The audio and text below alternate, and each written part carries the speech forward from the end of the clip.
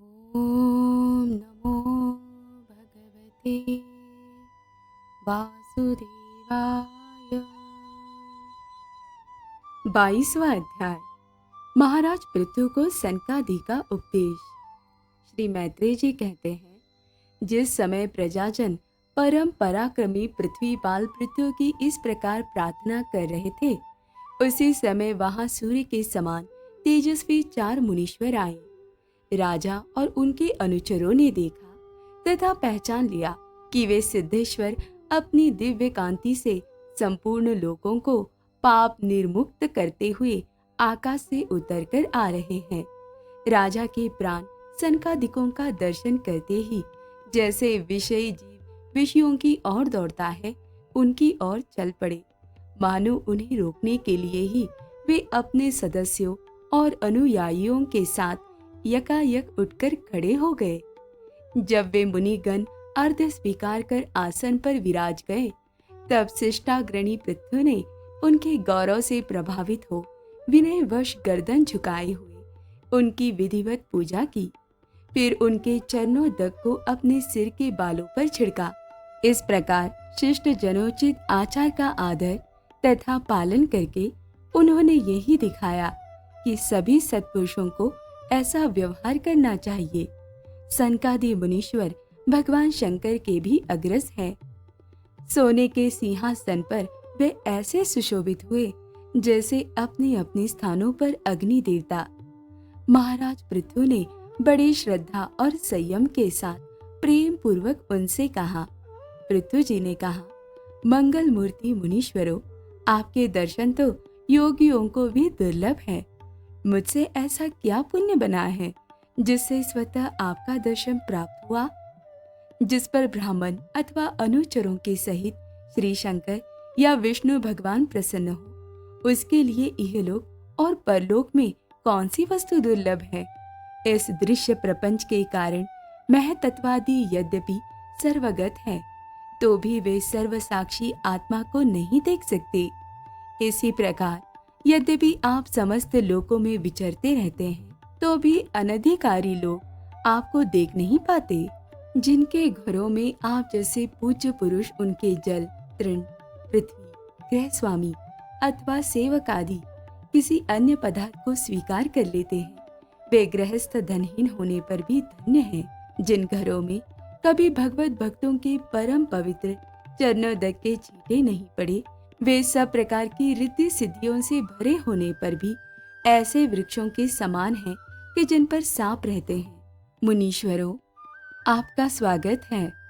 आप लोग तो बाल्यावस्था से ही मुमुक्षुओं के मार्ग का अनुसरण करते हुए एकाग्र चित्त से ब्रह्मचर्यादि महान व्रतों का बड़े श्रद्धा पूर्वक आचरण कर रहे हैं। स्वामियों, हम लोग अपने कर्मों के वशीभूत होकर विपत्तियों के क्षेत्र रूप इस संसार में पड़े हुए केवल इंद्रिय संबंधी भोगों को ही परम पुरुषार्थ मान रहे हैं। सो क्या हमारे निस्तार का भी कोई उपाय है? आप लोगों से कुशल प्रश्न करना उचित नहीं है, क्योंकि आप निरंतर आत्मा में ही रमण करते हैं। आप में ये कुशल है और ये अकुशल है, इस प्रकार की वृत्तियां कभी होती ही नहीं। आप संसार आनल से संतप्त जीवों के परम सूरत है। इसलिए आप में विश्वास करके मैं ये पूछना चाहता हूँ कि इस संसार में मनुष्य का किस प्रकार सुगमता से कल्याण हो सकता है। ये निश्चय है कि जो आत्मावान धीर पुरुषों में आत्मा रूप से प्रकाशित होते हैं और उपासकों के हृदय में अपने स्वरूप को प्रकट करने वाले हैं, वे अजन्मा भगवान नारायण ही अपने भक्तों पर कृपा करने के लिए आप जैसे सिद्ध पुरुषों के रूप में इस पृथ्वी पर विचरा करते हैं। श्री मैत्रेय जी कहते हैं, राजा पृथु के ये युक्ति युक्त गंभीर, परिमित और मधुर वचन सुनकर श्री सनत कुमार जी बड़े प्रसन्न हुए और कुछ मुस्कुराते हुए कहने लगे।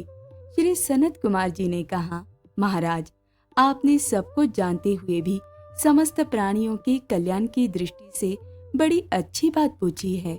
सच है, साधु पुरुषों की बुद्धि ऐसी ही हुआ करती है।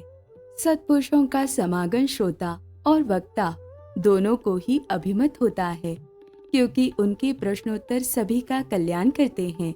राजन, श्री मधुसूदन भगवान के चरण कमलों के गुणानुवाद में अवश्य ही आपकी अविचल प्रीति है।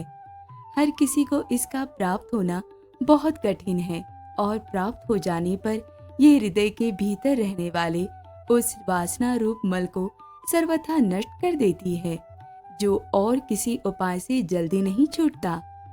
शास्त्र जीवों के कल्याण के लिए भली भांति विचार करने वाले हैं। उनमें आत्मा से भिन्न देहादि के प्रति वैराग्य तथा अपने आत्मस्वरूप निर्गुण ब्रह्मा में सुदृढ़ अनुराग होना, यही कल्याण का साधन निश्चित किया गया है।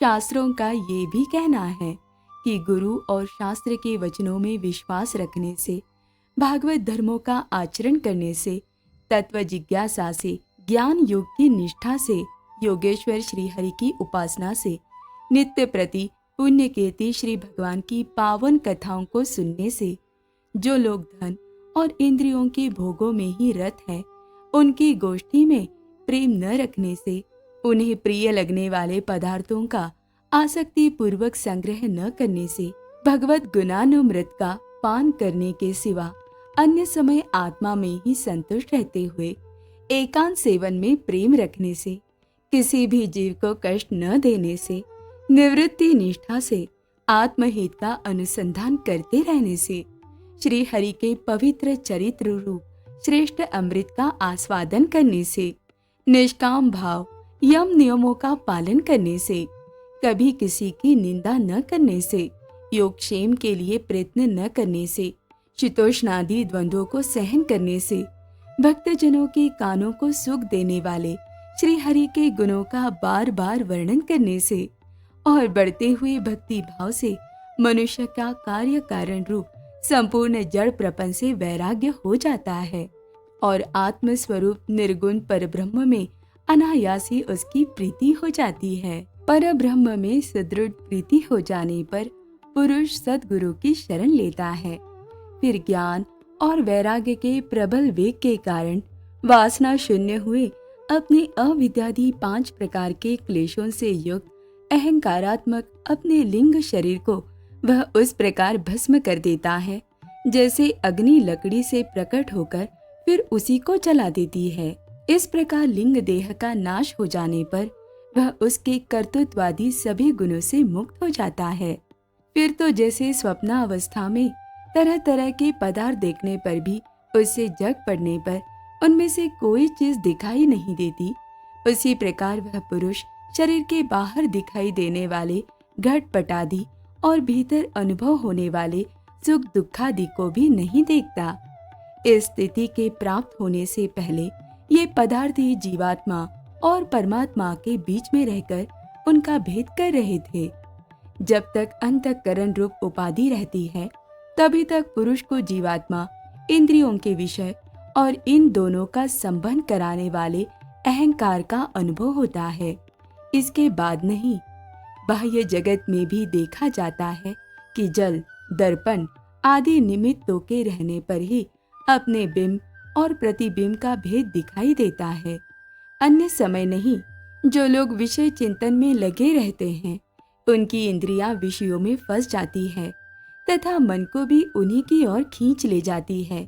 फिर तो जैसे जलाशय के तीर पर उगे हुए कुशादि अपनी जड़ों से उसका जल खींचते रहते हैं, उसी प्रकार वह इंद्रियासक्त मन बुद्धि की विचार शक्ति को क्रमशः हर लेता है। विचार शक्ति के नष्ट हो जाने पर पूर्वापर की स्मृति जाती रहती है और स्मृति का नाश हो जाने पर ज्ञान नहीं रहता। इस ज्ञान के नाश को ही पंडित जन अपने आप अपना नाश करना कहते हैं, जिसके उद्देश्य से अन्य सब पदार्थों में प्रियता का बोध होता है। उस आत्मा का अपने द्वारा ही नाश होने से जो स्वार्थ हानि होती है, उससे बढ़कर लोक में जीव की और कोई हानि नहीं है। धन और इंद्रियों के विषयों का चिंतन करना मनुष्य के सभी पुरुषार्थों का नाश करने वाला है, क्योंकि इनकी चिंता से वह ज्ञान और विज्ञान से भ्रष्ट होकर वृक्षादि स्थावर योनियों में जन्म पाता है। इसलिए जिसे अंधकार से पार होने की इच्छा हो, उस पुरुष को विषयों में आसक्ति कभी नहीं करनी चाहिए, क्योंकि यह धर्म, अर्थ, काम और मोक्ष की प्राप्ति में बड़ी बाधक है। इन 4 पुरुषार्थों में भी सबसे श्रेष्ठ मोक्ष ही माना जाता है, क्योंकि अन्य 3 पुरुषार्थों में सर्वदा काल का भय लगा रहता है। प्रकृति में गुण क्षोभ होने के बाद जितने भी उत्तम और पदार्थ प्रकट हुए हैं, उनमें कुशल से रह सके ऐसा कोई भी नहीं है। काल भगवान उन सभी के कुशलों को कुचलते रहते हैं। अतः राजन, जो भगवान देह, इंद्रिय, प्राण, बुद्धि और अहंकार से आवृत सभी स्थावर जंगम प्राणियों के हृदयों में जीव के नियामक अंतर्यामी आत्मा रूप से सर्वत्र साक्षात प्रकाशित हो रहे हैं, उन्हें तुम वह मैं ही हूँ ऐसा जानो। जिस प्रकार माला का ज्ञान हो जाने पर उसमें सर्प बुद्धि नहीं रहती, उसी प्रकार विवेक होने पर जिसका कहीं पता नहीं लगता, ऐसा यह मायामय प्रपंच जिसमें कार्य कारण रूप से प्रतीत हो रहा है और जो स्वयं कर्मफल कलुषित प्रकृति से परे है, उस नित्य मुक्त, निर्मल और ज्ञान स्वरूप परमात्मा को मैं प्राप्त हो रहा हूँ। संत महात्मा जिनके चरण कमलों के अंगुली दल की छिटकती हुई छटा का स्मरण करके अहंकार रूप हृदय ग्रंथि को, जो कर्मों से गठित है, इस प्रकार छिन्न भिन्न कर डालते हैं कि समस्त इंद्रियों का प्रत्याहार करके अपने अंतःकरण को निर्विषय करने वाले सन्यासी भी वैसा नहीं कर पाते। तुम उन सर्वाश्रय भगवान वासुदेव का भजन करो। जो लोग मन और इंद्रिय रूप मगरों से भरे हुए इस संसार सागर को योगादि दुष्कर साधनों से पार करना चाहते हैं, उनका उस पार पहुंचना कठिन ही है, क्योंकि उन्हें कर्णधार रूप श्री हरि का आश्रय नहीं है। अतः तुम तो भगवान के आराधनीय चरण कमलों को नौका बनाकर अनायासी इस दुस्तर समुद्र को पार कर लो। श्री मैत्रेय जी कहते हैं, विदुर जी, ब्रह्मा जी के पुत्र आत्मज्ञानी सनत कुमार जी ने इस प्रकार आत्म तत्व का उपदेश पाकर महाराज पृथु ने उनकी बहुत प्रशंसा की। राजा पृथु ने कहा, भगवान दीनदयाल श्री हरि ने मुझ पर पहले कृपा की थी, उसी को पूर्ण करने के लिए आप लोग पधारे हैं। आप लोग बड़े ही दयालु हैं। जिस कार्य के लिए आप लोग पधारे थे, उसे आप लोगों ने अच्छी तरह संपन्न कर दिया। अब इसके बदले में मैं आप लोगों को क्या दूं? मेरे पास तो शरीर और इसके साथ जो कुछ है वह सब महापुरुषों का ही प्रसाद है। ब्राह्मण, प्राण, स्त्री, पुत्र, सब प्रकार की सामग्रियों से भरा हुआ भवन, राज्य, सेना, पृथ्वी और कोश, ये सब कुछ आप ही लोगों का है। अतः आपके ही श्री चरणों में अर्पित है। वास्तव में तो सेनापतित्व, राज्य, दंड विधान और संपूर्ण लोगों के शासन का अधिकार वेद शास्त्रों के ज्ञाता ब्राह्मणों को ही है। ब्राह्मण अपना ही खाता है, अपना ही पहनता है और अपनी ही वस्तु दान देता है। दूसरे क्षत्रिय आदि तो उसी की कृपा से अन्य खाने को पाते हैं। आप लोग वेद के पारगामी हैं। आपने अध्यात्म तत्व का विचार करके हमें निश्चित रूप से समझा दिया है कि भगवान के प्रति इस प्रकार की अभेद भक्ति ही उनकी उपलब्धि का प्रधान साधन है। आप लोग परम कृपालु हैं, अतः अपने इस दीनोद्धार रूप कर्म से ही सर्वदा संतुष्ट रहे। आपके इस उपकार का बदला कोई क्या दे सकता है? उसके लिए प्रयत्न करना भी अपनी हंसी कराना ही है।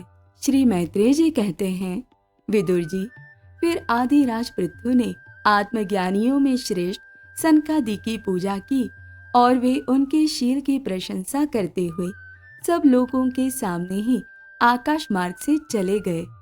महात्माओं में अग्रगण्य महाराज पृथु उनसे आत्मोपदेश पाकर चित्त की एकाग्रता से आत्मा में ही स्थित रहने के कारण अपने को कृत्य सा अनुभव करने लगे। वे ब्रह्मर्पण बुद्धि से समय, स्थान, शक्ति, न्याय और धन के अनुसार सभी कर्म करते थे। इस प्रकार एकाग्र चित्त से समस्त कर्मों का फल परमात्मा को अर्पण करके आत्मा को कर्मों का साक्षी एवं प्रकृति से अतीत देखने के कारण वे सर्वथा निर्लिप्त रहे। जिस प्रकार सूर्यदेव सर्वत्र प्रकाश करने पर भी वस्तुओं के गुण दोष से निर्लेप रहते हैं, उसी प्रकार सार्वभौम साम्राज्य लक्ष्मी से संपन्न और गृहस्थाश्रम में रहते हुए भी अहंकार शून्य होने के कारण वे इंद्रियों के विषयों में आसक्त नहीं हुए। इस प्रकार आत्मनिष्ठा में स्थित होकर सभी कर्तव्य कर्मों का यथोचित रीति से अनुष्ठान करते हुए उन्होंने अपनी भार्या अर्ची के गर्भ से अपने अनुरूप 5 पुत्र उत्पन्न किए। उन नाम विजिताश्व, धूम्रकेश, हरियक्ष, द्रवीन और वृक्क थे। महाराज पृथु भगवान के अंश थे। वे समय समय पर जब जब आवश्यक होता था जगत के प्राणियों की रक्षा के लिए अकेले ही समस्त लोकपालों के गुण धारण कर लिया करते थे। अपने उदार मन, प्रिय और हितकर वचन, मनोहर मूर्ति और सौम्य गुणों के द्वारा प्रजा का रंजन करते रहने से दूसरे चंद्रमा के समान उनका राजा ये नाम सार्थक हुआ। सूर्य जिस प्रकार गर्मी में पृथ्वी का जल खींचकर वर्षा काल में उसे पुनः पृथ्वी पर बरसा देता है तथा अपनी किरणों से सबको ताप पहुंचाता है, उसी प्रकार वे कर रूप से प्रजा का धन लेकर उसे दुष्काल आदि के समय मुक्त हस्त से प्रजा के हित में लगा देते थे तथा सब पर अपना प्रभाव जमाए रखते थे। वे तेज में अग्नि के समान दुर्धर्ष, इंद्र के समान अजय, पृथ्वी के समान क्षमाशील और स्वर्ग के समान मनुष्यों की समस्त कामनाएं पूर्ण करने वाले थे। समय समय पर प्रजाजनों को तृप्त करने के लिए वे मेघ के समान उनके अभिष्ट अर्थों को खुले हाथ से लुटाते रहते थे। वे समुद्र के समान गंभीर और पर्वतराज सुमेरु के समान धैर्यवान भी थे। महाराज पृथु दुष्टों के दमन करने में यमराज के समान, आश्चर्यपूर्ण वस्तुओं के संग्रह में हिमालय के समान, कोष की समृद्धि करने में कुबेर के समान और धन को छिपाने में वरुण के समान थे। शारीरिक बल, इंद्रियों की पटुता तथा पराक्रम में सर्वत्र गतिशील वायु के समान और तेज की असहायता में भगवान शंकर के समान थे। सौंदर्य में कामदेव के समान, उत्साह में सिंह के समान, वात्सल्य में मनु के समान और मनुष्यों के अधिपत्य में सर्वसमर्थ ब्रह्मा जी के समान थे। ब्रह्म विचार में बृहस्पति, इंद्रिय जय में साक्षात श्रीहरि तथा गौ, ब्राह्मण, गुरुजन एवं भगवत भक्तों की भक्ति, लज्जा, विनय, शील एवं परोपकार आदि गुणों में अपने ही समान अनुपम थे।